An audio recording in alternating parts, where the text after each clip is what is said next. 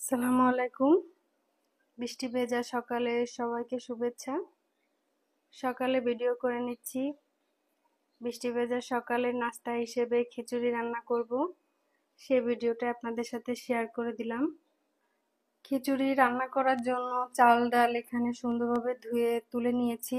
আর এই তো খিচুড়ির জন্য পেঁয়াজ, কাঁচামরিচ, ধনেপাতা, রসুন সবকিছু কুচি করে নিয়েছি। এগুলো এখন আমি চাল ডালের মধ্যে দিয়ে দিব। দিয়ে দিলাম কয়েক পিস আলু। ছাদ থেকে এক মুঠের মতন পুঁইশাক তুলে নিয়ে এসেছিলাম, সেগুলো দিয়ে দিলাম। 1 চামচ লবণ,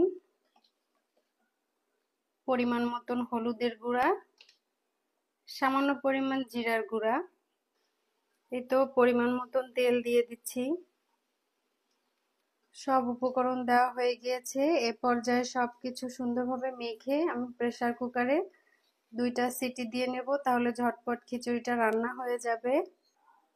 ঝটপট রান্না করার জন্য প্রেসার কুকারে সব উপকরণ সুন্দরভাবে মেখে বসিয়ে দিলাম। এখন পরিমাণ মতন পানি দিয়ে দিব।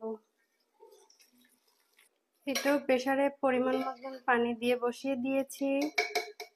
প্রেসারের মুখটা আটকে 2টা সিটি দিয়ে নেব।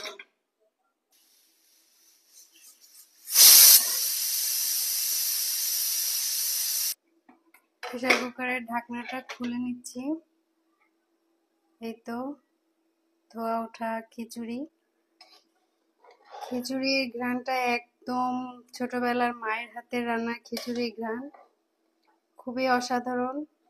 অনেক মিস করি আমি আমার ছোটবেলাকে, কিন্তু আজকে খিচুড়ির সাথে সেই ঘ্রাণটা পেলাম, খুবই ভালো লাগছে।